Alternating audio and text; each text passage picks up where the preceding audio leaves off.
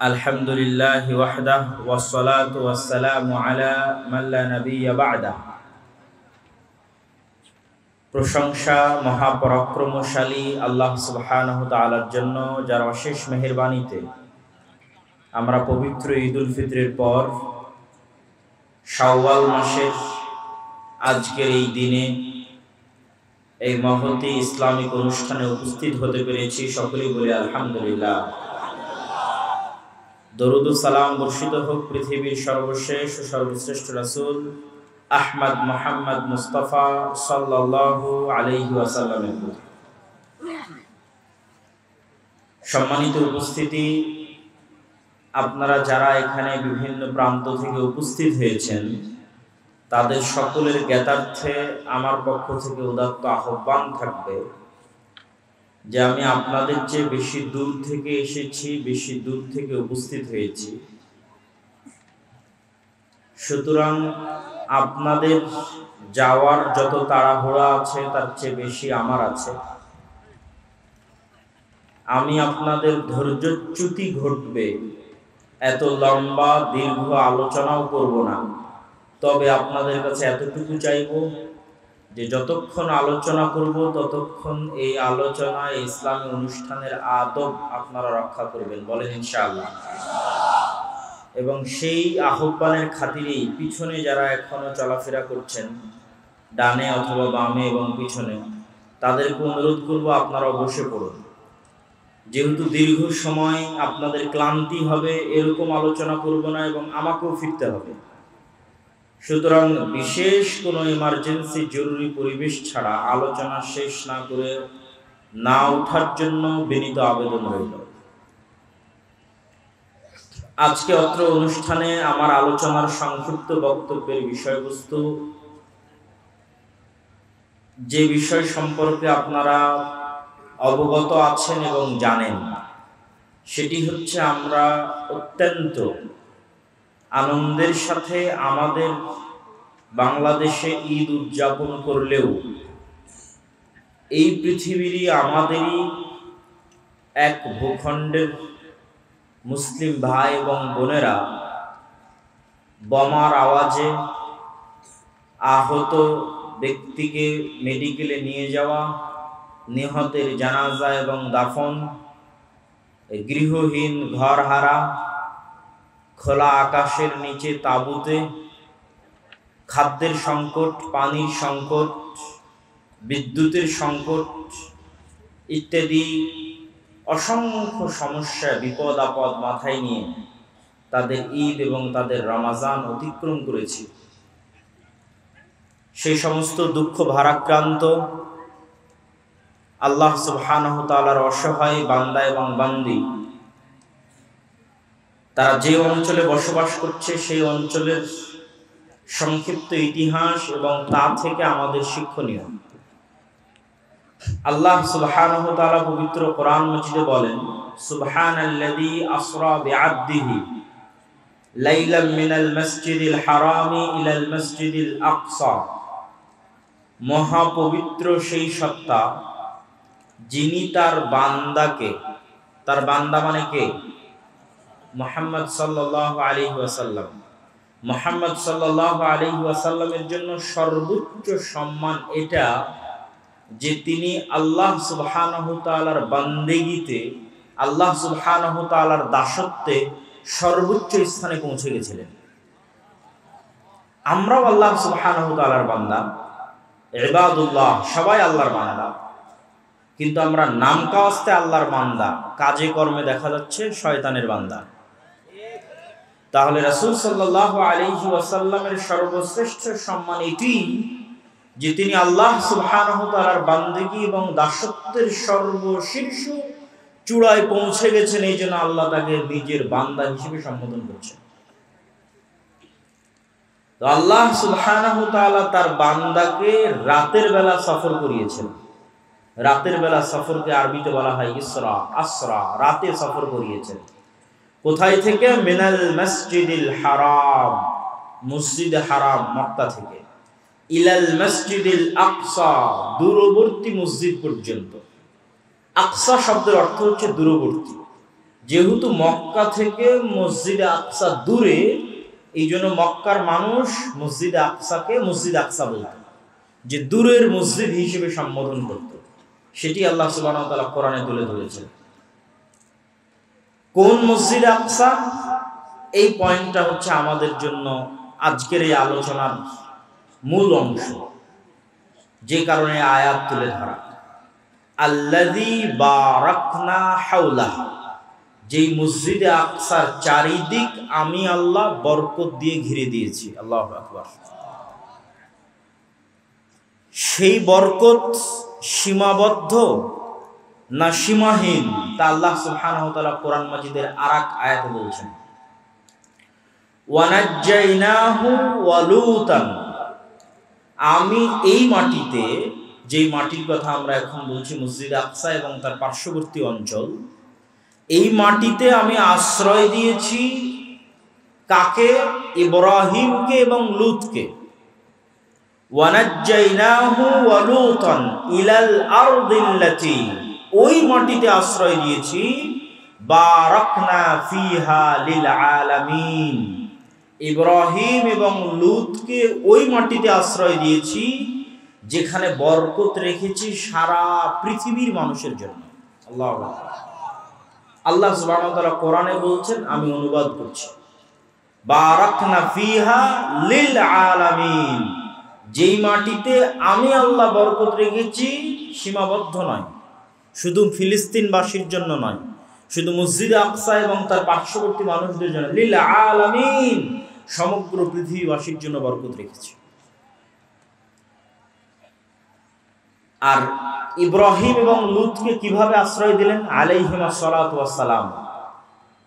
লূত আলাইহিস সালাতু ওয়াস সালামের ঘটনা তো আপনারা জানেনই, যে মসজিদে আকসা বা জেরুজালেম থেকে দূরবর্তী কোনো অঞ্চলে লূত আলাইহিস সালাতু ওয়াস সালামের শহর ছিল। বর্তমান গবেষকদের দাবি অনুযায়ী জর্ডান বা জর্ডানের ডেড সি অঞ্চল, যেই শহরকে পাপাচারের কারণে আল্লাহ সুবহানাহু ওয়া তাআলা উল্টিয়ে দিয়েছিলেন। আলিয়াহা সাফিলাহা, যার উঁচু স্থান নিচু করে দিয়েছেন এবং নিচুটা উঁচু করে দিয়েছেন, উল্টিয়ে দিয়েছেন, এবং তাদের উপর বৃষ্টি বর্ষণ হয়েছে, আগুনের অগ্নি বৃষ্টি বর্ষণ হয়েছে। তো এই ধ্বংসযজ্ঞ চালানোর পর লূত আলাইহিস সালাতু ওয়াস সালামকে আল্লাহ কোথায় আশ্রয় দিলেন? লূত আলাইহিস সালামকে যে আল্লাহ বাঁচালেন, তার সাথে থাকা ঈমানদারদের বাঁচালেন, তো আল্লাহ বলছেন আমি তাদেরকে ধ্বংস থেকে বাঁচিয়ে এই পবিত্র ভূমিতে আশ্রয় দিয়েছি, যেটা মসজিদ আকসা এবং তার পার্শ্ববর্তী অঞ্চল। আর একজন কাকে আশ্রয় দিয়েছি? ওয়ানাজ্জাইনাহু, আয়ের মার্জি হচ্ছে ইব্রাহিম। ইব্রাহিম আলাইহিস সালাতু ওয়াস সালামকে আশ্রয় দিয়েছি। কিভাবে? ইব্রাহিম আলাইহিস সালাতু ওয়াস সালামের পিতৃস্থল হচ্ছে বর্তমান ইরাকের রাজধানী বাগদাদ থেকে অনতিদূরে, যেই বাগদাদকে আল্লাহ সুবহানাহু ওয়া তাআলা কোরআন মাজিদে বলেছেন বাবেল, ওয়া মা উনজিলা মিনাল মালাকাইনি, আল্লাহ দুইজন ফেরেশতা অবতীর্ণ করেছিলেন হারুত এবং মারুত নামে বিবাবেল, বাবেল নগরীতে অবতীর্ণ করেছিলেন। সেই বাবেলকেই আজকে বলা হয় বাগদাদ। এই বাগদাদ বা বাবেল নগরীর নিকটবর্তী কোন অঞ্চল হচ্ছে ইব্রাহিম আলাইহিস সালাতু ওয়াস সালামের পিতৃপুরুষের আবাসস্থল। যখন ইব্রাহিম আলাইহিস সালাতু ওয়াস সালামের পিতা তাকে তার বাড়ি থেকে বের করে দিলেন, তথা বাগদাদ থেকে বের করে দিলেন, তথা ইরাক থেকে বের করে দিলেন, তখন আল্লাহ কোরআনে বলছেন আমি ইব্রাহিমকে আশ্রয় দিয়েছি এই পবিত্র মাটিতে। আল্লাহু আকবার। তথা মসজিদ আকসা এবং তার পার্শ্ববর্তী অঞ্চল, যেটাকে রাসূল সাল্লাল্লাহু আলাইহি ওয়াসাল্লাম হাদিসে বলেছেন শাম, সিরিয়া।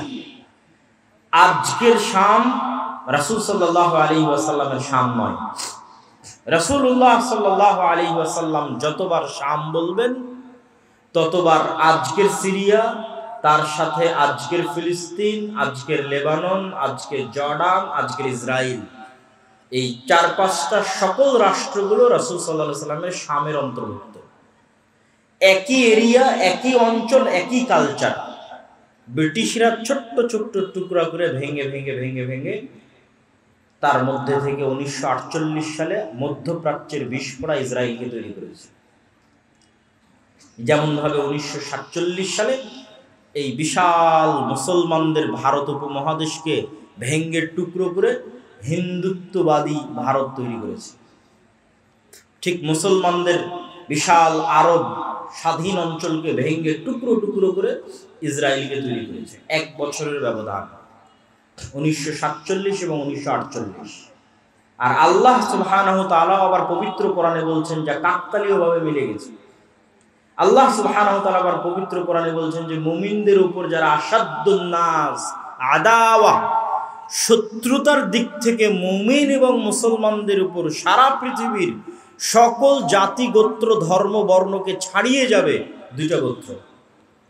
একটা হচ্ছে আজকের যুগের জায়নিস্টরা, আর একটা হচ্ছে আজকের যুগের ব্রাহ্মণ্যবাদীরা। জায়নিস্টরা এবং ব্রাহ্মণ্যবাদীরা মুসলমানদের সাথে যা শত্রুতা করবে, পৃথিবীর আর কেউ সেই শত্রুতা করবে না, এটা আমি বলিনি, আল্লাহ বলছে। তো সেই শত্রুতা করার কাকতালীয়ভাবে সময়কালও মিলে গেছে 1947 এবং 1948।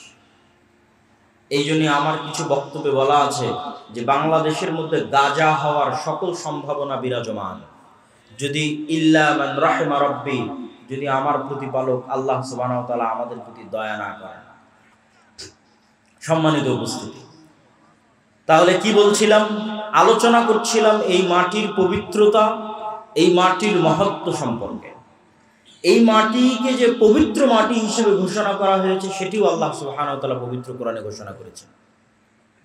আল্লাহ সুবহানাহু ওয়া তাআলা যখন বনু ইসরাইলকে আদেশ দিচ্ছেন যে তোমরা বিজয়ের জন্য, যুদ্ধের জন্য এগিয়ে যাও, প্রবেশ করো এই শহরে, তখন আল্লাহ সুবহানাহু ওয়া তাআলা পবিত্র কোরআনে এই শহরকে সম্বোধন করেছেন উদখুলুল আরদাল মুকাদ্দাসা, তোমরা এই পবিত্র নগরীতে প্রবেশ করো, যেখান থেকে আমরা বলি বাইতুল মুকাদ্দাস। আল্লাহ কোরআন মাজিদে বলেছেন আল আরদুল মুকাদ্দাসা, পবিত্র ভূমি। আল্লাহ কোরআনে বলছেন আমি মসজিদ আকসা এবং তার চারপাশে বরকত রেখেছি। মহান আল্লাহ সুবহানাহু ওয়া তাআলা কোরআন মাজিদে বলছেন এই মাটিতে সমগ্র পৃথিবীর জন্য বরকত রেখেছি। মহান আল্লাহ সুবহানাহু ওয়া তাআলা কোরআন মাজিদে বলছেন এই মাটিতে আমি আশ্রয় দিয়েছি ইব্রাহিমকে, এই মাটিতে আমি আশ্রয় দিয়েছি লূতকে আলাইহিমাস সালাতু ওয়াস সালাম। সম্মানিত উপস্থিতি, তাহলে ইব্রাহিম আলাইহিস সালাতু ওয়াস সালামের দারুল হিজরা, দারুল হিজরা মানে যেখান থেকে আমি যেখানে হিজরত করেছি। মুহাম্মদ সাল্লাল্লাহু আলাইহি ওয়াসাল্লাম মক্কা থেকে মদিনায় হিজরত করেছেন, এই জন্য মদিনা শেষ নবী মুহাম্মদ সাল্লাল্লাহু আলাইহি ওয়াসাল্লামের দারুল হিজরা। এই জন্য মদিনার প্রতি মুহাম্মদ সাল্লাল্লাহু আলাইহি ওয়াসাল্লামের ভালোবাসা ছিল সীমাহীন। এই জন্য ইসলাম কিয়ামত পর্যন্ত টিকে থাকবে, কোথাও যদি না থাকে মদিনায় থাকবে। ঠিক মুহাম্মদ সাল্লাল্লাহু আলাইহি ওয়াসাল্লাম তার পিতা ইব্রাহিমের দারুল হিজরা, ইব্রাহিম আলাইহিস সালাতু ওয়াস সালামের দারুল হিজরা শাম সম্পর্কে, হক যেমন মদিনায় থাকবে, হক তেমন শামে থাকবে, তার ভবিষ্যৎবাণী করতে গিয়ে রাসূলুল্লাহ সাল্লাল্লাহু আলাইহি সাল্লাম বলেন আল্লাহুম্মা বারিক লানা ফি শামিনা, হে আল্লাহ আপনি আমার পিতা ইব্রাহিমের দারুল হিজরা সিরিয়াতে বরকত দান করুন। আর এক হাদিসে রাসূলুল্লাহ সাল্লাল্লাহু আলাইহি সাল্লাম বলেন লা তাযালু তায়ফাতুম মিন উম্মতি যাহিরিনা আলাল হক লা ইয়াদুররুহুম মান খাযালাহুম আও লা ইয়াদুররুহুম মান খালাফাহুম আও কামা ক্বালা আলাইহিস সালাতু ওয়াস সালাম। কিয়ামত পর্যন্ত আমার উম্মতের একটি দল, একটি জামাত হকের উপর লড়াইরত থাকবে।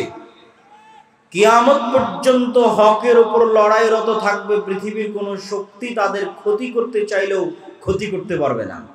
এই হাদিসের বিভিন্ন রিওয়ায়াতে রাসূলুল্লাহ সাল্লাল্লাহু আলাইহি সাল্লাম বলেছেন তোমরা যদি তাদেরকে খুঁজতে চাও তাহলে শাম সিরিয়ার মাটিতে খুঁজো। তাহলে কি বোঝা গেল? আল্লাহর নবীর দারুল হিজরা মদিনায় যেমন হক থাকবে, কিয়ামত পর্যন্ত ঈমান এবং ইসলাম থাকবে, ঠিক রাসূল সাল্লাল্লাহু আলাইহি ওয়াসাল্লামের পিতা ইব্রাহিমের দারুল হিজরা শামে কিয়ামত পর্যন্ত হক থাকবে। সম্মানিত উপস্থিতি, এই মসজিদে আকসার ইতিহাস কি? আল্লাহ সুবহানাহু ওয়া তাআলা কোরআন মাজিদে বলেন ইন্না আউওয়ালা বাইতিন উদিআ লিন-নাস বিবাক্কাহ, সারা পৃথিবীর মানুষের জন্য ইবাদত হিসেবে প্রথম যে মসজিদ তৈরি করা হয়েছে সেটা মক্কায়। কোরআনের আয়াত। তো সাহাবীরা রাসূল সাল্লাল্লাহু আলাইহি ওয়াসাল্লামকে জিজ্ঞেস করছে আল্লাহর নবী প্রথম মসজিদ যদি মক্কার হারাম হয় সুম্মা আইয়ু, তাহলে মক্কার হারামের পর দ্বিতীয় পুরাতন মসজিদ কোনটা? সহিহ বুখারীর হাদিসে রাসূলুল্লাহ সাল্লাল্লাহু আলাইহি সাল্লাম উত্তরে বলছেন, দ্বিতীয় পবিত্র মসজিদ, পুরাতন মসজিদ হচ্ছে মসজিদ আকসা। সাহাবী জিজ্ঞেস করলেন, কাম বাইনাহুমা, আল্লাহর নবী মক্কার মসজিদে হারাম আর জেরুজালেমের মসজিদে আকসা, এই দুইটার মধ্যে দূরত্ব কত দিনের? আল্লাহর নবী বললেন, 40 আম, 40 বছরের ব্যবধান। এই জন্য পৃথিবীর 3টে পবিত্রতম স্থান, যেই স্থানে যাওয়ার উদ্দেশ্যে, ইবাদতের উদ্দেশ্যে সফর করলে নেকি হবে। পৃথিবীর এমন 3টা পবিত্রতম স্থান, যেই স্থানে ইবাদত করার উদ্দেশ্যে সফর করলে নেকি হবে। এই 3টে পবিত্রতম স্থানের একটা হচ্ছে মক্কার মসজিদে হারাম, একটা মদিনার মসজিদে নববী, আর একটা জেরুজালেমের মসজিদে আকসা। কিন্তু দুর্ভাগ্য আমাদের, হতভাগা আমাদের জেনারেশন, কেননা আমাদের পূর্বপুরুষরা এই সৌভাগ্যে মণ্ডিত ছিলেন যে তারা হজ সফরে গেলে একসাথে 3টা পবিত্র মসজিদেই সালাত আদায়ের সুযোগ পেতেন। আর দুর্ভাগ্য আমাদের যে আমরা 2টা মসজিদে সালাত আদায়ের সুযোগ পাই, আর একটা মসজিদ থেকে আল্লাহ আমাদের বঞ্চিত করে রেখেছেন আমাদের কর্মফলের কারণে। সম্মানিত উপস্থিতি, এই মসজিদ কেন্দ্রিক আর 2টা সংক্ষিপ্ত ইতিহাস বলে এই পরিস্থিতির কারণ কি এবং আমাদের শিক্ষা কি, সেই দিকে এগিয়ে যাব। আর 2টা সংক্ষিপ্ত ইতিহাস কি? সুলাইমান এবং দাউদ আলাইহিস সালাতু ওয়াস সালাম সমগ্র পৃথিবীব্যাপী যে মহা রাজত্ব প্রতিষ্ঠা করেছিলেন, যেই রাজত্ব অতীতে কেউ কোনোদিন প্রতিষ্ঠা করেনি, ভবিষ্যতে কেউ কোনোদিন প্রতিষ্ঠা করবে না, সেই মহা রাজত্বের হেডকোয়ার্টার, সেই মহা রাজত্বের রাজধানী ছিল এই জেরুজালেম, এই মসজিদে আকসা। এবং আজকের মসজিদে আকসার যে গ্রাউন্ড, এই গ্রাউন্ড সুলাইমান আলাইহিস সালাতু ওয়াস সালামের তৈরি করা। যে উঁচু এরিয়াটা সরজমিন থেকে, যে উঁচু এরিয়ার মধ্যে খ্রিস্টানদের গির্জাও আছে, ইহুদিদের সিনাগগও আছে, মুসলমানদের কিবলি মসজিদও আছে। কিবলি মসজিদটাই মূলত মসজিদে আকসা হিসেবে গণ্য হয়। আর পুরো গ্রাউন্ডটা আল আরজুল মুকাদ্দাসা, পবিত্র ভূমি হিসেবে গণ্য হয়। কিন্তু পুরো মসজিদটাই মুসলমানেরা সালাত, পুরো এরিয়াটাই মুসলমানেরা সালাত হিসেবে ব্যবহার করে না অথবা করার সুযোগ পায় না। তৃতীয় কি ঘটনা এই মসজিদের সাথে সম্পৃক্ত আপনারা সবাই জানেন। একটা বললাম, দাউদ এবং সুলাইমান আলাইহিস সালাতু ওয়াস সালামের রাজত্বের রাজধানী, হেডকোয়ার্টার। তিনি জিনদের দিয়ে এই মসজিদ তৈরি করিয়েছেন। কোরআনে আল্লাহ সুবহানাহু ওয়া তাআলা বলছেন, সুলাইমান আলাইহিস সালাতু ওয়াস সালামের মৃত্যুবরণ অনেক দিন হয়ে গেছে, তারপরও জিনেরা বুঝতে পারেনি যে তিনি মারা গেছেন, কার্যক্রম চলতে থেকেছে। দ্বিতীয় ঘটনা হচ্ছে, বর্তমান বিশ্বের যেই ধর্মের অনুসারী সবচেয়ে বেশি, কাগজে কলমে, নামকা ওয়াস্তে, প্র্যাকটিক্যাল নয়, সেটা যে খ্রিস্টান ধর্ম। প্র্যাকটিক্যাল একজনও খুঁজে পাওয়া মুশকিল যে খ্রিস্টান, প্রকৃত খ্রিস্টান ধর্মের অনুসারী, প্র্যাকটিক্যাল একজনও খুঁজে পাওয়া যাবে না। কিন্তু নামকা ওয়াস্তে, কাগজে কলমে খ্রিস্টান ধর্মের পরিচয় দেয়। এই দিক থেকে পৃথিবীর সর্ববৃহৎ ধর্ম, এই পৃথিবীর সর্ববৃহৎ ধর্মের যিনি নবী, ঈসা আলাইহিস সালাতু ওয়াস সালাম, বর্তমান পৃথিবী, ঈসা আলাইহিস সালাতু ওয়াস সালামের জন্ম জেরুজালেমে। এবং ঈসা আলাইহিস সালাতু ওয়াস সালামের মা মারিয়াম আলাইহাস সালাতু ওয়াস সালাম যেই মসজিদের খেদমত করতেন, সেই মসজিদ মসজিদ আকসা। আল্লাহু আকবার। এবং মারিয়াম আলাইহাস সালাতু ওয়াস সালাম যখন তার সন্তানকে প্রসব করছেন নির্জন অঞ্চলে গিয়ে মসজিদে আকসা থেকে, এবং পুনরায় যখন শহরে প্রবেশ করছেন এবং তার কোলে তার দুধের সন্তান, মানুষ তাকে জিজ্ঞেস করছে, মা কানা আবুকা ইমরা সাউইন ওয়া মা কানাত উম্মুকি বাগিয়া, তোমার পিতা তো খারাপ মানুষ ছিল না, তোমার মাও ব্যভিচারী ছিল না, তাহলে এই অবৈধ সন্তান কোথায় থেকে? নাউজুবিল্লাহ। তখন মারিয়াম আলাইহিস সালাতু ওয়াস সালাম ফাআশারাত ইলাইহি, বাচ্চার দিকে ইশারা দিচ্ছেন যে বাচ্চার সাথে কথা বলো। তখন তারা উত্তরে বলতেছে যে ওই ব্যক্তির সাথে কিভাবে কথা বলবো, মান কানা ফিল মাহদি সাবিয়া, যে এখন মায়ের কোলে দুধ পান করে তার সাথে কথা বলার ঠাট্টা করা একই কথা। এই কথা বলাও শেষ হওয়া, ঈসা আলাইহিস সালাতু ওয়াস সালাম কোল থেকে বলে উঠছেন, ইন্নী আব্দুল্লাহ আতানিয়াল কিতাবা ওয়া জাআলানি নাবিয়্যা, আমি আল্লাহর বান্দা, আল্লাহ আমাকে কিতাব দিয়েছেন, আল্লাহ আমাকে নবী করেছেন। তো বললাম খ্রিস্টানেরা একজনও প্র্যাকটিক্যাল খ্রিস্টান নয় কেন? যার নবী মুখ খুলেই বলছে আমি আল্লাহর বান্দা, তাকে তারা বানিয়ে দিয়েছে আল্লাহর সন্তান। নাউজুবিল্লাহ। ঈসা আলাইহিস সালাম মুখ খুলেই বলছেন ইন্নী আব্দুল্লাহ, আমি আল্লাহর বান্দা, তাকে বানিয়ে দেওয়া হয়েছে আল্লাহর সন্তান। তাহলে কিভাবে প্র্যাকটিক্যাল খ্রিস্টান হতে পারে? ঈসা আলাইহিস সালাতু ওয়াস সালাম বলতে বলতে বলছেন ওয়াউসানি বিসসালাতি ওয়াজ যাকাতি মা দুমতু হাইয়া, আমার আল্লাহ আমাকে আদেশ দিয়েছেন আমি যতদিন বেঁচে থাকবো, মা দুমতু হাইয়া, যতদিন বেঁচে থাকবো ততদিন যেন সালাত আর যাকাত আদায় করি। আল্লাহু আকবার। আমাদের নবীর কথা বলছি না, ঈসা আলাইহিস সালাতু ওয়াস সালামকেও আল্লাহ শুরুতেই মুখ দিয়ে যে কথা পবিত্র কোরআনে আল্লাহ উল্লেখ করছেন, তিনি উচ্চারণ করেছেন মায়ের কোলে ছোট বাচ্চা, তখনও দুটো জিনিস ছুটে যায়নি, একটা সালাত আর একটা যাকাত। সম্মানিত উপস্থিতি, এখানে একটু ছোট্ট বিরতি দিয়ে একটু সাইড লাইনের দু একটা কথা বলে আবার ফিরে আসতেছি। এখানে আর একটা ছোট্ট জিনিস আমাদের শিখার আছে, সেটা কি জানেন? সেটা হচ্ছে আজকের ইউরোপ এবং আজকের আমেরিকা, এখনো, অতীতে তো আরো বেশি ছিল এই রেসিজম, বর্ণবাদ, কালার, গায়ের রঙের উপর যে বর্ণবাদ প্রতিষ্ঠিত হয়েছে, যে রেসিজম প্রতিষ্ঠিত হয়েছে, এটা এখনো প্রকাশ্যে মাঝে মধ্যেও দেখা যায়, অন্তরে প্রায় সবাই লালন করে। যখন উঠা বসা করবেন, সাক্ষাৎ করবেন, কথা বলবেন, তখন সেটা বুঝতে পারবেন। আর অতীতে তো আরো বেশি ছিল, কালো, নিগ্রো, আফ্রিকানদের তারা গোলাম হিসেবে ব্যবহার করেছে, যুগের পর যুগ, কালের পর কাল, শুধু গায়ের চামড়া কালো হওয়ার কারণে। তো এখান থেকে শিক্ষণীয় কি? ঈসা আলাইহিস সালাতু ওয়াস সালামের জন্ম ইউরোপে হচ্ছে না আমেরিকায় হচ্ছে? ঈসা আলাইহিস সালাতু ওয়াস সালামের জন্ম ইউরোপের কোন রাষ্ট্রে হচ্ছে আর আমেরিকার কোন রাজ্যে হচ্ছে? ঈসা আলাইহিস সালাতু ওয়াস সালামের জন্ম হচ্ছে আরব ভূমি ফিলিস্তিনের জেরুজালেম শহরে। তাহলে ঈসা আলাইহিস সালাতু ওয়াস সালামের গায়ের রং ইউরোপিয়ান আমেরিকানদের মতো?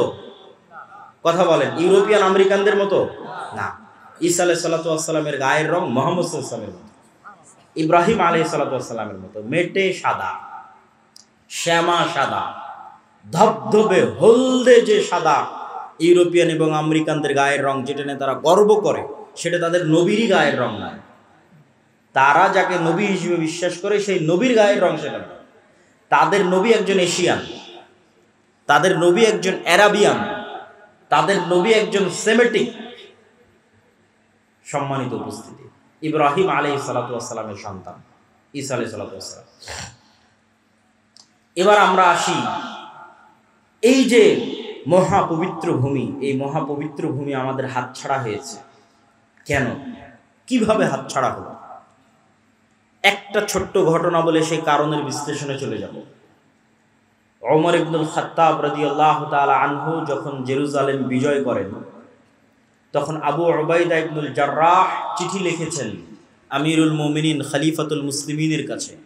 সেই দিন জেরুজালেম ঘেরাও করে রেখেছিল যতজন মুজাহিদ, তার মধ্যে 4000 শুধু ছিল সাহাবী, 4000 শুধু ছিল সাহাবী, যারা জেরুজালেম ঘেরাও করে রেখেছিলেন। চিঠি লেখা হয়েছে আপনি নিজে উপস্থিত হলে চাবি হস্তান্তর হবে, আপনি নিজে উপস্থিত না হলে চাবি হস্তান্তর হবে না। তো ওমর রাদিয়াল্লাহু তাআলা মদিনা থেকে রওনা করেছেন প্রায় 1200 থেকে 1500 কিলোমিটারের পথ জেরুজালেমে পৌঁছার উদ্দেশ্যে। তো যখন তিনি পৌঁছাচ্ছেন, সহি সূত্রে প্রমাণিত যে তখন তিনি উটের যে লাগাম আছে সেই লাগাম ধরে টানছিলেন, আর তার গোলামকে উটের পিঠে বসিয়ে রেখেছিলেন, আর তার পোশাক ছিল জীর্ণ শীর্ণ। তো আবু উবাইদা ইবনুল জাররাহ হন্তদন্ত হয়ে ওমর রাদিয়াল্লাহু তাআলার নিকটে ছুটে গেছেন। ছুটে গিয়ে বলছেন যে ইন্নার রওমা ইয়ানজুরু ইলাইনা নাজরাতা কিল্লাহ, আজকে আপনি যে পোশাক পরে এসেছেন আর যে অবস্থায় প্রবেশ করছেন আমিরুল মুমিনিন, আজকে জানেন কি বিজয় হচ্ছে? রোমান এম্পায়ারের সবচেয়ে বড় তীর্থস্থল, রোমান এম্পায়ারের সবচেয়ে বড় তীর্থস্থল জেরুজালেম আপনি বিজয় করছেন। হাজার হাজার পাদ্রী এখানে অপেক্ষমান আছে। আজকে আপনি যে অবস্থায় উপস্থিত হয়েছেন, এটা তো মুসলমানদের মান সম্মান নষ্ট করে দিবে। ওমর রাদিয়াল্লাহু তাআলা আনহু বলছেন, তুমি না বলে অন্য কেউ যদি এই কথা বলতো আমি কষ্ট পেতাম না। আমরা জাহিলি যুগে দুনিয়ার কোনো মানুষ আমাদের চিনত না। আজকে মরুভূমির এক রাখালকে আল্লাহ সুবহানাহু ওয়া তাআলা কোথায় নিয়ে গেছে?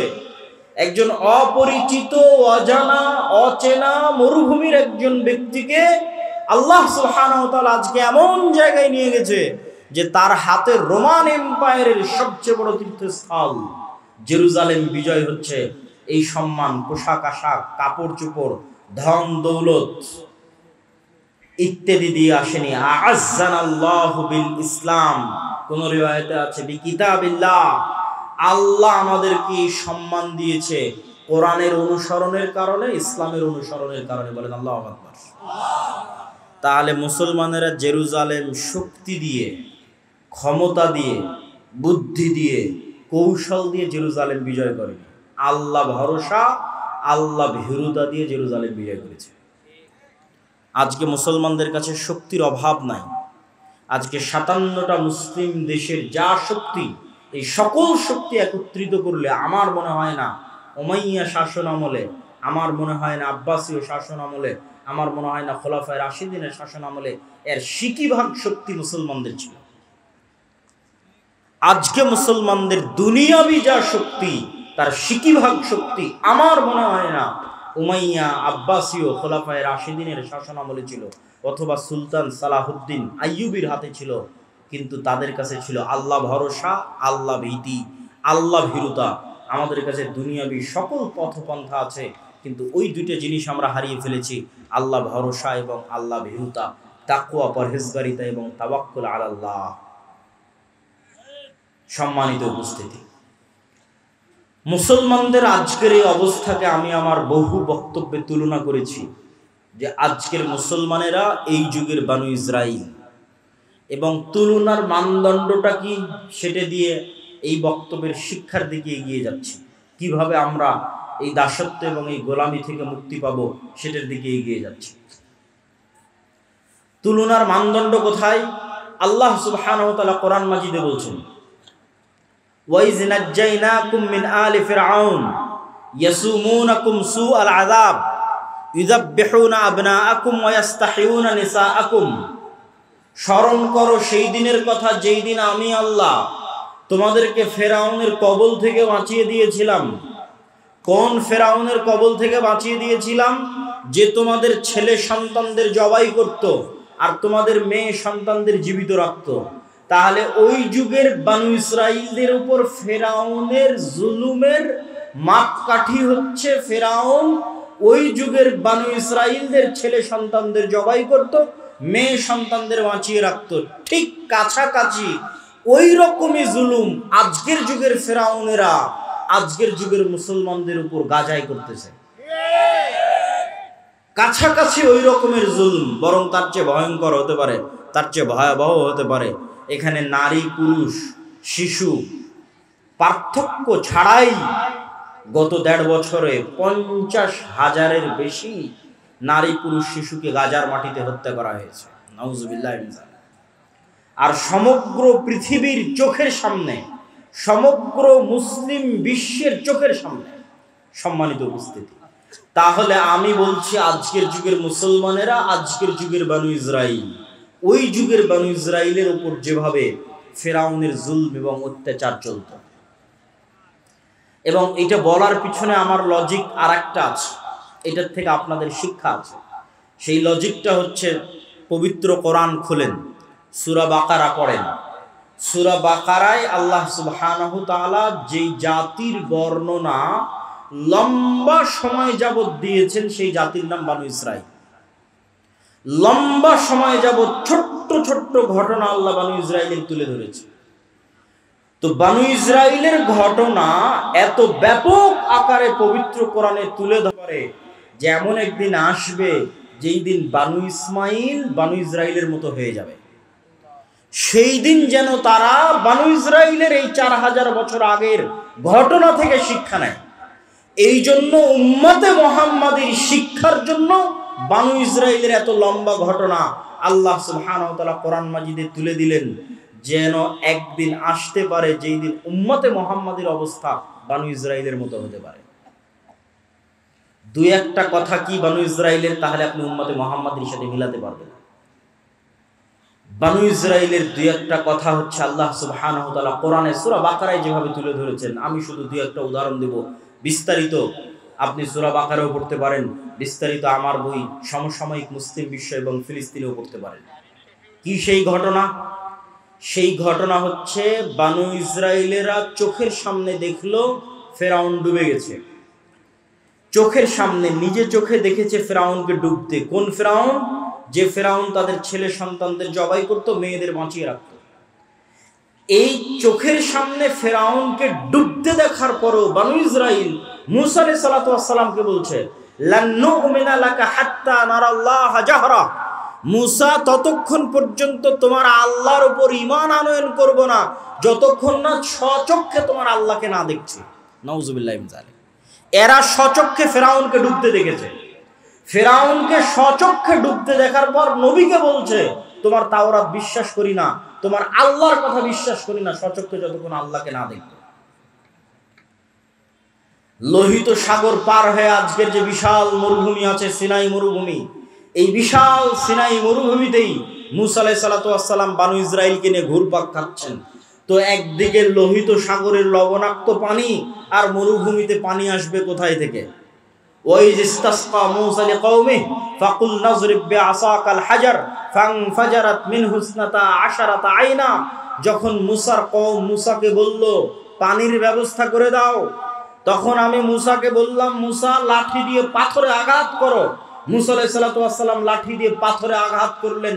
তখন বানু ইসরাইলের জন্য 12টা ঝর্ণা তৈরি হলো।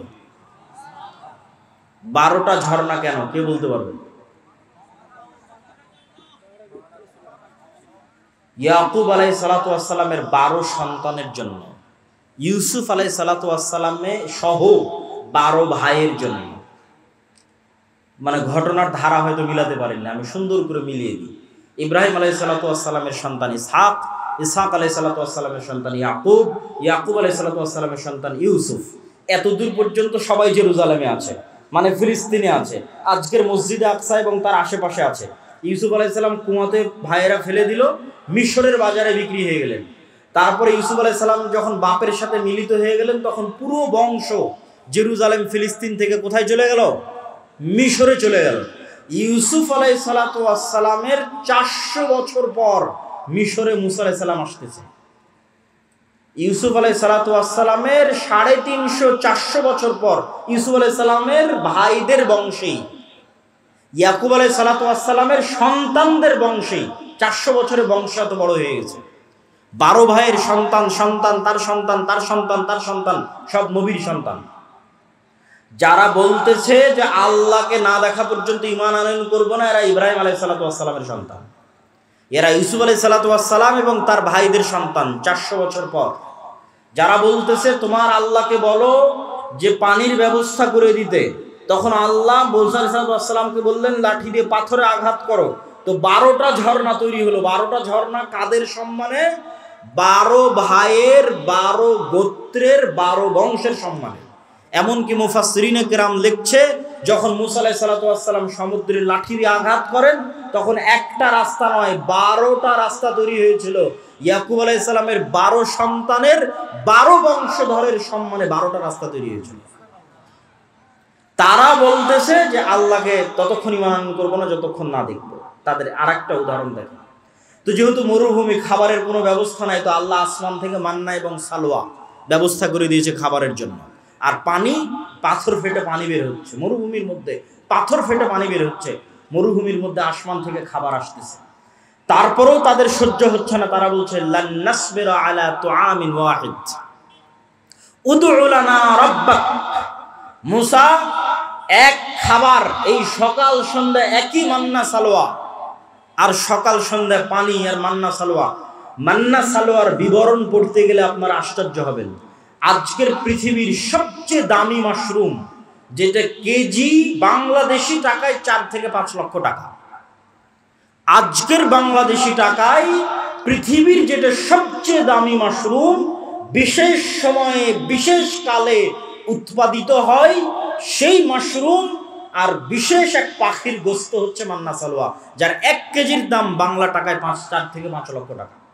সেটা তাদেরকে জান্নাত থেকে দেওয়া হতো।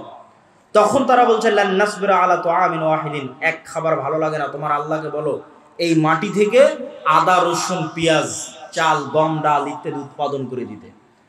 তখন আল্লাহ সুবহানাহু ওয়া তাআলা বলছেন ঠিক আছে, এগুলো উৎপাদন করার জন্য তো শস্য সবুজ শ্যামল জমি লাগবে, আছে আজও ফিলিস্তিন শস্য শ্যামল সবুজ জমি, প্রচুর পরিমাণে জাইতুন উৎপাদন হয়, আজও ফিলিস্তিনে তিন উৎপাদন হয় প্রচুর পরিমাণে। তো সেই জমি আল্লাহর মুকাদ্দাসা পবিত্র ভূমি, কোন পবিত্র ভূমি? 400 বছর আগে এই পবিত্র ভূমিতে তোমাদের বাপদাদা ইয়াকুব ইসহাক ইব্রাহিম বসবাস করত।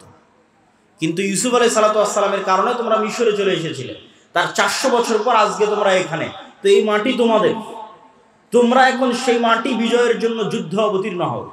তখন এরা সব নবীর সন্তান, তারা বলতেছে মুসা আলাইহিস সালাতু ওয়াস সালামকে ইযহাব আনতা ওয়া রাব্বুকা ফাকাতিলা, মুসা তুমি আর তোমার আল্লাহ গিয়ে যুদ্ধ করো। নাউজুবিল্লাহ। তাহলে খালি বনু ইসরাইলের 2-1টা ঘটনার উদাহরণ দিলাম, যা যেই ঘটনাগুলো আল্লাহ কোরআনে বলেছেন সূরা বাকারাতে, আমি 2-1টা করে আয়াত পড়েছি আর সেখান থেকে অনুবাদ করেছি। তাহলে এবার বলেন তো, নবীদের সন্তানেরা 400 বছরে এতটা সংকীর্ণ মনা, এতটা ন্যারো মাইন্ডেড, এতটা আত্মমর্যাদাহীন, এতটা আত্মসম্মানহীন, এতটা গোলামের স্বভাবে কিভাবে তাদের চরিত্র পরিবর্তন হয়ে গেল? আমি যখন প্রথম ইউরোপ যাই তখন মূলত আমি এই হিসাবটা মিলাতে পেরেছি। ইউরোপে গিয়ে যখন দেখলাম, ইংল্যান্ডে গিয়ে যখন দেখলাম মুসলমানদের জন্ম নিবন্ধন, সার্টিফিকেট, পাসপোর্ট, ইংল্যান্ডে প্রবেশ, ইউরোপে প্রবেশ, অ্যাসাইলাম ক্লেম করা, সেখানে কাগজপাতি রেডি করা, তারপরে সেখানে সরকারের কাছ থেকে বেনিফিট নেওয়া, বেকারত্ব ভাতা হোক, সন্তান সন্ততির ভাতা হোক, প্রত্যেকটা ধাপ অধিকাংশে মিথ্যার উপর প্রতিষ্ঠিত। মুসলমানদের ভারত, পাকিস্তান, বাংলাদেশ থেকে যে মুসলমানেরা গেছে তারা ইংল্যান্ডে, আর আফ্রিকা থেকে যে মুসলমানেরা গেছে স্পেন, ফ্রান্স এবং ইতালিতে, তাদের মিথ্যা, তাদের ধোঁকা, তাদের চুরি, তাদের দুর্নীতি ভারত পাকিস্তানের মুসলমানদের চেয়ে আরো খারাপ, আরো নিম্ন স্তরের। তো তখন আমি উদাহরণ মিলালাম, যারা তো আজকের যুগের বনু ইসরাইল, এই যুগের মুসলমানদের কাছে যদি মুসা আলাইহিস সালাতু ওয়াস সালাম প্রেরিত হতেন তাহলে এই উত্তরগুলোই পেতেন, যেই উত্তরগুলো বনু ইসরাইলেরা দিয়েছিল। আমি মনে হয় বুঝাতে পারি, মানে এই যুগের মুসলমানদের রক্তের মধ্যে ওইভাবে মিথ্যা, ওইভাবে ধোঁকা, ওইভাবে দুর্নীতি, ওইভাবে আত্মমর্যাদাহীনতা, আত্মসম্মানহীনতা প্রবেশ করেছে, ঠিক যেভাবে 4000 বছর পূর্বে বনু ইসরাইলের ছিল। কারণ কি? কারণ হচ্ছে ইউসুফ আলাইহিস সালাতু ওয়াস সালামের মৃত্যুর পর হাকসুস বংশের যখন পতন হয় এবং ফারাও বংশের যখন উত্থান হয়, তো আগের সরকারের সাথে যাদের জোট থাকে, শত্রুতা করতে করতে জোটের যারা জোটের সঙ্গী তাদের উপর শত্রুতা চলে। তো ফারাওদের যখন উত্থান হয় তখন আগের হাকসুস বংশের জোট, ইউসুফ আলাইহিস সালাতু ওয়াস সালাম মন্ত্রী ছিলেন, ইউসুফ আলাইহিস সালামের ভাইরাও হয়তো বড় বড় মন্ত্রী পরিষদের সদস্য ছিলেন। তখন ফারাওরা যেমন হাকসুসদের উপর জুলুম চালায়, ঠিক তেমন বনু ইসরাইলদের উপর জুলুম চালায়। জুলুম আরো বাড়ে কেন? যে কোনো পাদ্রী, যে কোনো ধর্মীয় জ্ঞান, জ্যোতিষী সব বলে ফারাও তোমাদের ক্ষমতা ধ্বংস যদি হয় এই বনু ইসরাইলদের হাতে ধ্বংস হয়ে যাবে। তখন আরো ভয়, আরো আতঙ্ক, আরো অত্যাচার। তো দীর্ঘ 300 বছরের জুলুম, অত্যাচার এবং গোলামির জীবন, গোলামি করতে করতে চরিত্র নষ্ট হয়ে গেছে। গোলামি করতে করতে কিভাবে চরিত্র নষ্ট হয় তার উদাহরণ কি? এখানে 2 জন গোলামের মধ্যে যদি আমি একটা রুটি নিক্ষেপ করি, তাহলে তারা 2 গোলাম রুটি নিয়ে কাড়াকাড়ি করবে। একটা রুটি পাওয়ার জন্য মিথ্যা বলবে, একটা রুটি পাওয়ার জন্য ধোঁকা দিবে, একটা রুটি পাওয়ার জন্য মারামারি লেগে যাবে। এটা জন্মগত স্বভাব তৈরি হবে গোলামদের মধ্যে। ঠিক মুসলমানদের একই অবস্থা হয়েছে 190 বছর ব্রিটিশদের গোলামি করার কারণে। আফ্রিকানদের মুসলমানদের একই অবস্থা হয়েছে 200-250 বছর স্পেন, ফ্রান্স, ইতালির ঔপনিবেশিক কলোনিয়াল শাসনের অধীনে গোলামি করার কারণে। গোলামি করতে করতে রক্তের মধ্যে মিথ্যা, ধোঁকা, দুর্নীতি প্রবেশ করেছে। সম্মানিত উপস্থিতি, তাহলে ওই যুগের বানু ইসরাইল আর এই যুগের মুসলমানদের সাথে মিলে গেলে একটা কথা সামারি সারমর্ম হিসেবে বের হয়ে আসে যে নবীর সন্তানদের চরিত্র ধ্বংস হয়েছে গোলামির কারণে, উম্মতে মুহাম্মাদির চরিত্র ধ্বংস হয়েছে গোলামির কারণে। আর এর বিপরীত কি ঘটেছে? এর বিপরীত, মুসা আলাইহিস সালাতু ওয়াস সালামকে আল্লাহ যদি ফেরাউনের বাড়িতে না নিয়ে যেতেন, আর মুসা আলাইহিস সালাতু ওয়াস সালাম যদি বানু ইসরাইলের সাথে মানুষ হতো, তাহলে মুসা আলাইহিস সালামের রক্তের মধ্যেও গোলামির স্বভাব তৈরি হয়ে যেত। মুসা আলাইহিস সালাতু ওয়াস সালামকে আল্লাহ পূর্ণ আত্মমর্যাদা আত্মসম্মানের সাথে মানুষ করার জন্য রাজার বাড়িতে পাঠিয়ে দিয়েছেন। তাহলে মুসা আলাইহিস সালামের স্বাধীন চেতা মনোভাব ঠিক থাকবে।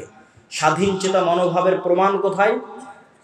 মুসা আলাইহিস সালাতু ওয়াস সালাম একদিন দেখতেছে, একদিন জুলুম হতে দেখেছে। একদিন কি? ফারাওদের একদল অনুসারী বানু ইসরাইলের একদল অনুসারীর উপর অত্যাচার করতেছে। তো একদিনের দেখা অত্যাচার মুসা আলাইহিস সালাম সহ্য করতে না পেরে এক থাপ্পড় দিয়ে ফারাওয়ের ওই ব্যক্তিকে ওখানেই তিনি হত্যা করে দিয়েছেন। কেন? তার মধ্যে স্বাধীন চেতা আত্মমর্যাদা আত্মসম্মান ছিল। যদি বানু ইসরাইলদের সাথে বড় হতেন তাহলে এটাকে উনি জুলুমি মনে করতেন না, এটা তো আমার ভাগ্যে তাকদিরে, আমরা এইভাবেই বড় হয়েছি, এভাবেই গোলামি লিখেছি, কে বাধা দিতে যাবে? বাধা দিতে গেলে বিপদে পড়ব। কিন্তু যখন উনি নেতা, তখন জুলুমের বিরুদ্ধে আওয়াজ উঠিয়েছেন, মিথ্যার বিরুদ্ধে অত্যাচারের বিরুদ্ধে আওয়াজ উঠিয়েছেন। সম্মানিত উপস্থিতি, এই পুরো আলোচনার সারমর্ম আল্লামা ইকবালের একটি কবিতা। আল্লামা ইকবাল বলছেন, সাবাক ফিরসে পড়া, সাদাকত কা, শুজাআত কা, আদালত কা, লিয়া জায়েগা তুঝসে কাম, দুনিয়া কি ইমামত কা। মুসলমানেরা, তোমাদের মধ্যে আনুষ্ঠানিকতা, ইসলামের সব আনুষ্ঠানিকতা আছে। সাহারি ইফতারি কত সুন্দর করে মসজিদে আপনারা করেছেন, ঈদের সালাত বিশাল মাঠে আদায় করেছেন, ইতিকাফ হয়েছে, লাইলাতুল কদর হয়েছে, সমাজ থেকে ফিতরা বন্টন হয়েছে, কতজন উমরা করতে যাচ্ছে, কতজন হজ করতে যাচ্ছে, আনুষ্ঠানিকতার অভাব নাই। কিন্তু কোথায় সমস্যা? আনুষ্ঠানিকতার অভাব নাই, কিন্তু সমস্যা। আল্লামা ইকবাল বলছেন, তোমরা নতুন করে সত্য বলা শিখো, নতুন করে সাহসী হওয়া শিখো, নতুন করে ন্যায় প্রতিষ্ঠা করা শিখো, তাহলে আল্লাহ তোমাদেরকে দুনিয়ার নেতা বানিয়ে দিবে। কেননা এই গুণগুলোর উপর নবীদের জন্ম হয়েছে, মুসা আলাইহিস সালামের জন্ম হয়েছে, মুহাম্মদ সাল্লাল্লাহু আলাইহি সাল্লামের জন্ম হয়েছে, ঈসা আলাইহিস সালাতু ওয়াস সালামের জন্ম হয়েছে। এই গুণের উপর জন্মগত গুণ। এই জন্য ঈসা আলাইহিস সালামের কথা বলতে গিয়ে রাসূল সাল্লাল্লাহু আলাইহি সাল্লাম বলেছেন, লা তাকুমুস সাআহ হাত্তা ইয়ানজিলা ঈসা ইবনে মারইয়াম, ততদিন পর্যন্ত কিয়ামত হবে না যতদিন না মারিয়ামের ছেলে ঈসা পৃথিবীতে নেমে না আসছে। আর মারিয়ামের ছেলে ঈসা হাকামান মুকসিতা, সমগ্র পৃথিবীতে ন্যায় বিচার প্রতিষ্ঠা করবে। আল্লাহু আকবার। তাহলে এই রাষ্ট্রে ইসলামের ব্র্যান্ডিং ন্যায় বিচার, রাষ্ট্রে ইসলামের ব্র্যান্ডিং ন্যায় বিচার আল্লাহর নবী করে দিলেন। তো আমাদের মধ্যে ন্যায় বিচার প্রতিষ্ঠার গুণই নাই জন্মগত, তাহলে আমরা কিভাবে নেতা হব? এখানে দুই একটা উদাহরণ দিব আপনাদের বুঝার সুবিধার্থে।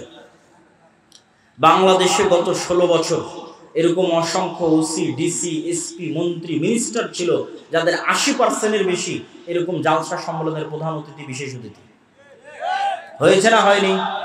হয়েছে। গত 16 বছর এরকম অসংখ্য ওসি, ডিসি, এসপি, মন্ত্রী, এসিল্যান্ড, সাব রেজিস্ট্রার ছিল যাদের অন্তত 70%-এর বেশি উমরা করেছে। আমার আইডিয়া যে অন্তত 50%-এর বেশি উমরা করেছে, আর অন্তত 30-40% হবে নামাজি, আর অন্তত 2 থেকে 5% হবে মুখে দাঁড়িয়ে আছে এবং কপালে কড়া পড়ে গেছে। কিন্তু ওই যে ঈসা আলাইহিস সালামের জন্য আল্লাহর নবী যে শব্দ ব্যবহার করলো, যে ঈসা আলাইহিস সালাম যেই দিন পৃথিবীতে আসবে সমগ্র পৃথিবীতে ন্যায় প্রতিষ্ঠা করবে। তো এই যে মুসলমানেরা নামাজি, হাজি, উমরাকারী, দানবীর, জালসার প্রধান অতিথি, বিশেষ অতিথি, এরা নিজ নিজ দায়িত্বের জায়গায় কত পার্সেন্ট ন্যায় প্রতিষ্ঠাকারী এবং সত্যবাদী ছিল? কত পার্সেন্ট নিজ নিজ দায়িত্বের জায়গায় সত্য প্রতিষ্ঠাকারী, ন্যায় প্রতিষ্ঠাকারী ছিল? এটাই হচ্ছে গোলামের স্বভাব। আমাদের মধ্যে আনুষ্ঠানিকতা আছে, কিন্তু আমরা যে নেতা হব সেই নেতৃত্বের যোগ্যতা আমাদের মধ্যে বিকাশ ঘটেনি, যেটা আল্লামা ইকবাল বুঝতে পেরেছিলেন। আর একটা উদাহরণ দেই, আপনাদের এখানেও এমন মানুষ বসে আছে, অত্র অঞ্চলে আছে, অত্র গ্রামে আছে, যে হয়তো হাজি, ওমরাকারী, নামাজি, কিন্তু তার বোনকে তার পিতার সম্পত্তিতে ন্যায়ের সাথে ভাগ দেয়নি।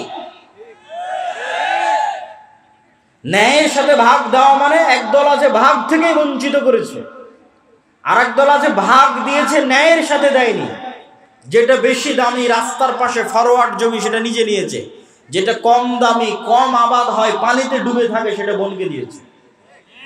তাহলে যে ব্যক্তি তার পরিবারে ন্যায় প্রতিষ্ঠা করতে পারলো না, আল্লাহ কিভাবে তাকে রাষ্ট্রের ন্যায় প্রতিষ্ঠার যোগ্য মনে করবে? আমাকে উত্তর দেন। কেননা রাষ্ট্রে ইসলাম যাওয়া মানে ন্যায় বিচার প্রতিষ্ঠা হওয়া। দলিল ঈসা আলাইহিস সালাম সম্পর্কে আল্লাহর নবী যা বললেন এক বাক্যে ব্র্যান্ডিং করলেন। তাহলে রাষ্ট্রে ইসলাম মানে ন্যায় বিচার। তো মুসলমান লিল্লাহে তাকবীরে রাষ্ট্রে ইসলাম নিয়ে যাবে, তো সেই মুসলমান তো তার পরিবারে ন্যায় প্রতিষ্ঠা করতে পারেনি, তাহলে আল্লাহ কিভাবে ওই মুসলমানকে রাষ্ট্রে ন্যায় প্রতিষ্ঠার যোগ্য মনে করবেন? অসম্ভব। বরং ওই মুসলমানকে যদি রাষ্ট্রের দায়িত্ব দেওয়া হয়, গত 16 বছর যা দুর্নীতি হয়েছে ওই বেটা তার চেয়ে বেশি দুর্নীতি করবে। কেননা সে যদি তার বোনের সাথে দুর্নীতি করতে পারে, 16 কোটি মানুষের সাথে করতে পারে না? সম্মানিত উপস্থিতি, ঠিক আপনাদের অঞ্চলে আর একটা বড় অন্যায়, মানুষের সাথে অন্যায় প্রচলিত আছে, সেটা যে ডিমান্ডের ভিত্তিতে, যৌতুকের ভিত্তিতে বিবাহ। নামাজি, হাজি, ওমরাকারী, মাদ্রাসা মসজিদ কমিটির মেম্বার, কিন্তু ছেলেকে বিবাহ দেওয়ার ক্ষেত্রে ডিমান্ড এবং যৌতুকের অভাব নাই। তাহলে সে ওই মেয়ে এবং মেয়ের পরিবারের উপর ন্যায় প্রতিষ্ঠা করতে পারেনি। তো যে তার বৌমা এবং বৌমায়ের পরিবারের উপর ন্যায় প্রতিষ্ঠা করতে পারেনি, তাকে আল্লাহ রাষ্ট্রে ন্যায় প্রতিষ্ঠার যোগ্য মনে করবে? অসম্ভব, ইম্পসিবল। এটা গেল সাধারণ জনগণের কথা। আর প্রথমে গেল যারা রাষ্ট্রের বিভিন্ন দায়িত্বে আছে তাদের কথা। এবার আসেন আলেম ওলামাদের কথা।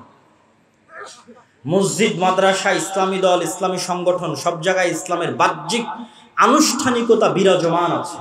দাড়ি, টুপি, সালাত, সিয়াম, হজ, যাকাত সবকিছু আছে। কিন্তু আপনি আশ্চর্য হবেন যে ন্যায় কতটুকু আছে সেটা যদি খুঁজতে যান পার্সেন্টেজে মিলবে না।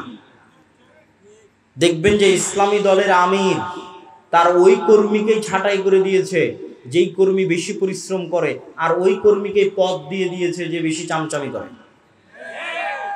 তার মানে সে তার দলে ন্যায় প্রতিষ্ঠা করতে পারে। এবং যেখানে যত মসজিদ, মাদ্রাসা, দলে গন্ডগোল আছে, আহলে হাদিস হোক, হানাফি হোক, মাযহাব মাসলাক নির্বিশেষে যেখানেই দেখবেন গন্ডগোল আছে, ওখানে যে বুঝবেন এখানে ন্যায় পরায়ণতার অভাব আছে। আলেম হতে পারে, হাজি হতে পারে, কিন্তু ন্যায় প্রতিষ্ঠা করতে পারেনি। হয় আমির না হয় কর্মী, দুই দলের যে কোনো এক দল ন্যায় প্রতিষ্ঠা করতে পারে। সম্মানিত উপস্থিতি, আর যতক্ষণ ন্যায় প্রতিষ্ঠাকারী, সত্য প্রতিষ্ঠাকারী না হবে, ততক্ষণ আল্লাহর দৃষ্টিতে নেতা হিসেবে যোগ্য বলে বিবেচিত হবে না। তো আল্লাহর দৃষ্টিতে নেতা হিসেবে যোগ্য বলে বিবেচিত হলে আল্লাহ রাষ্ট্র ক্ষমতার দায়িত্ব দেবে।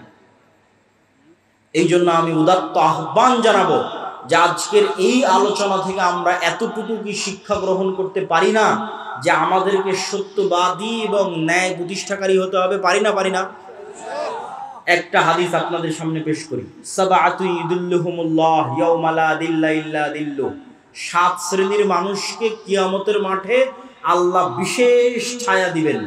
তো এই বিশেষ ছায়া দেওয়ার যে 7 শ্রেণীর লিস্ট আছে, এই লিস্টের 1 নম্বরে তাহাজ্জুদ গুজারকে, নফল সিয়াম পালনকারীকে, দানবীরকে, মসজিদে জামাতে সালাত আদায়কারীকে, সকলকে অতিক্রম করে 1 নম্বরে পৌঁছে গেছে ন্যায় প্রতিষ্ঠাকারী, দায়িত্বশীল।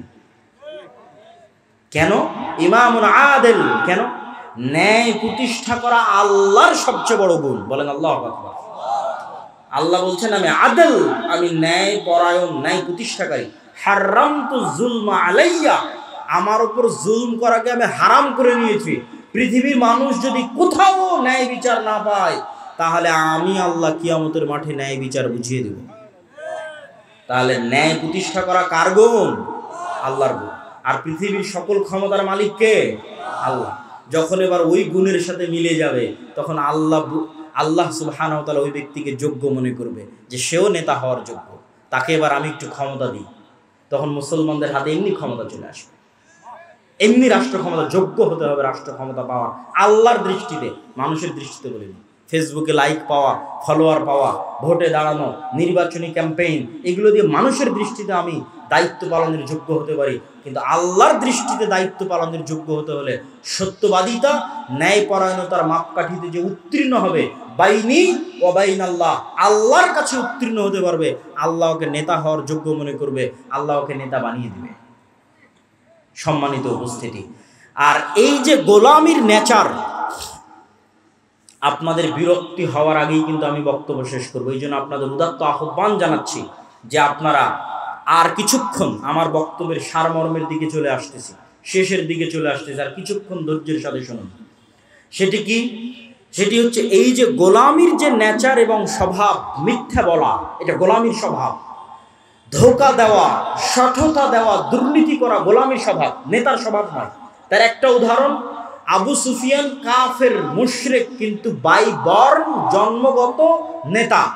জন্মগত নেতা হওয়ার কারণে আবু সুফিয়ান জেরুজালেমে বাদশাহ হিরাক্লিয়াসের দরবারে মুহাম্মদ সাল্লাল্লাহু আলাইহি ওয়াসাল্লামের নামে একটাও মিথ্যা কথা বলেনি, অথচ আবু সুফিয়ান তখন কাফের, আবু সুফিয়ান তখন মুশরিক। তাহলে ওই যুগের মক্কার কাফের মুশরিকদের চাইতে এই যুগের মুসলমানেরা নিম্ন স্তরে আছে।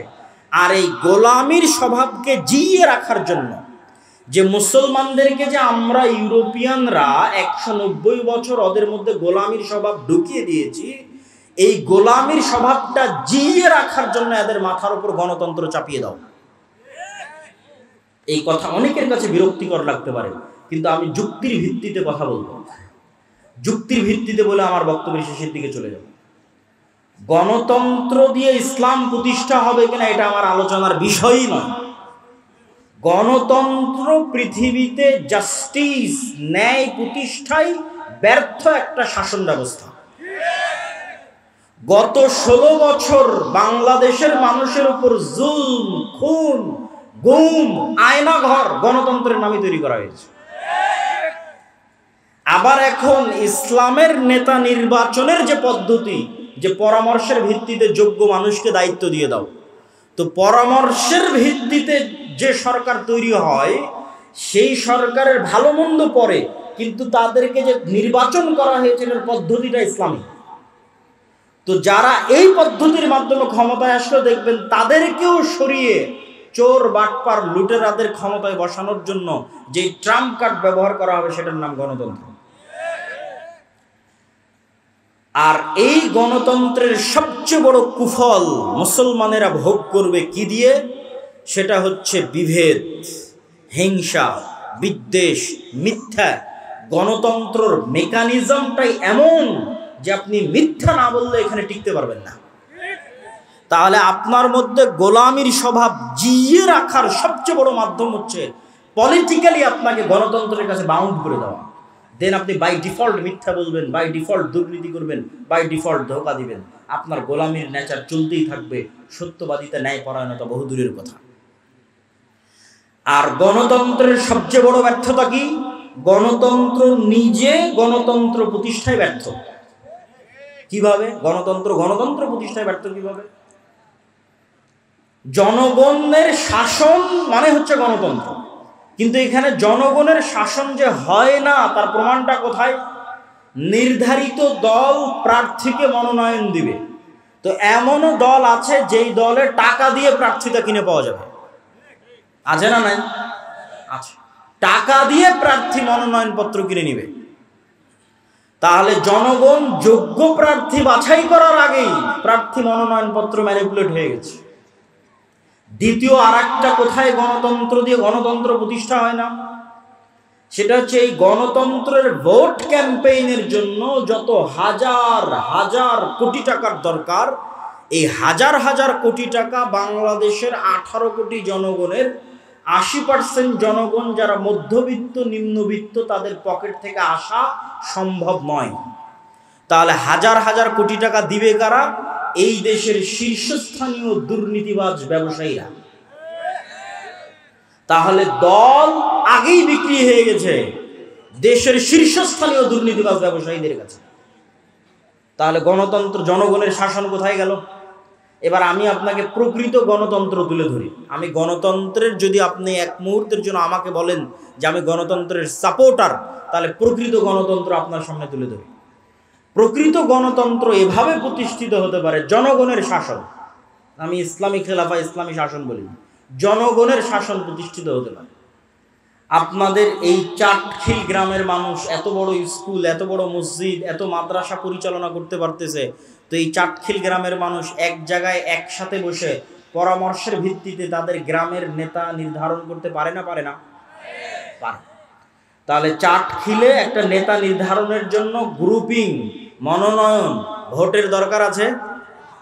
আপনারা যদি একসাথে একটা মসজিদ চালাতে পারেন, একটা স্কুল চালাতে পারেন, তো একসাথে বসে নেতা নির্ধারণ করতে পারবেন না? পারবেন। খুব সহজ। পরামর্শ যখনই আসবে তখনই সহজ। আর যখনই একজন দাঁড়িয়ে বলবে এই আমি মসজিদের সভাপতি হব, আমাকে কে কে ভোট দিবা, তখন গন্ডগোল, গ্রুপিং শুরু হবে। আর একজন দাঁড়িয়ে বলবে আমি মসজিদের সভাপতি হব, আমাকে কে কে ভোট দিবা। আর যখনই দুই গ্রুপ হয়ে যাবে এবং দাঁড়িয়ে যাবে, তখন এবার টাকা দিয়ে ভোট কেনা শুরু হবে।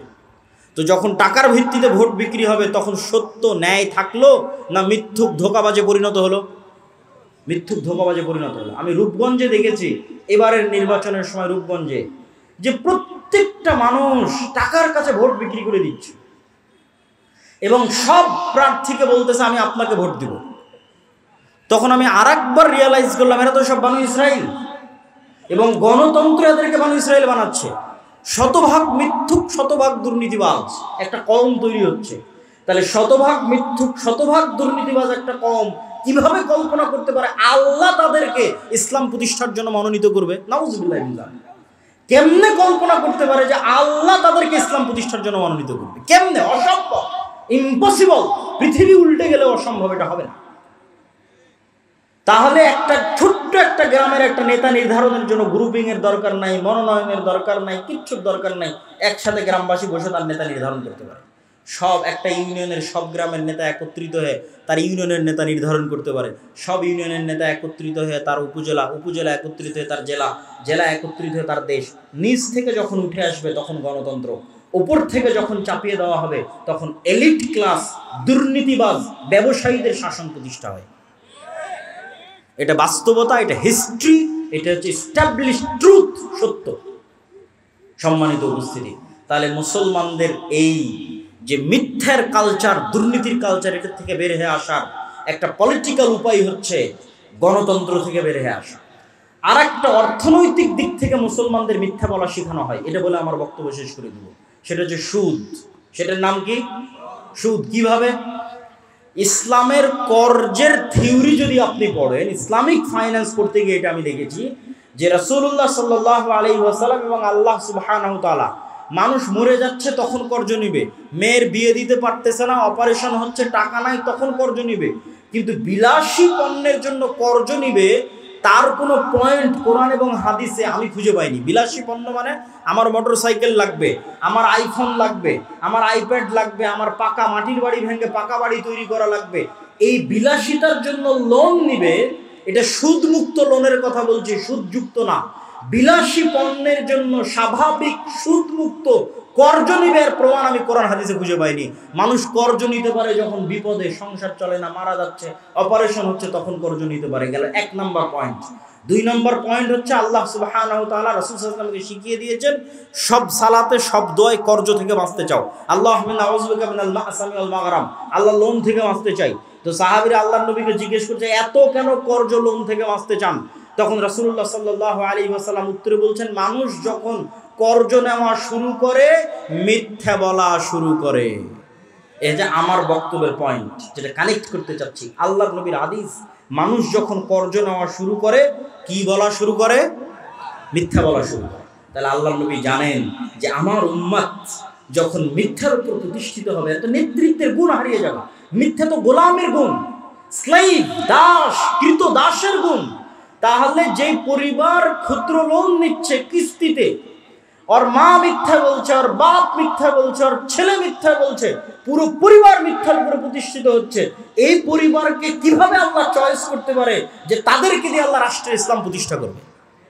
অসম্ভব। এই জন্য রাসূল সাল্লাল্লাহু আলাইহি ওয়াসাল্লাম জানেন কোথায় কোথায় নেতৃত্বের গুণাবলী ধ্বংস হতে পারে। নেতৃত্ব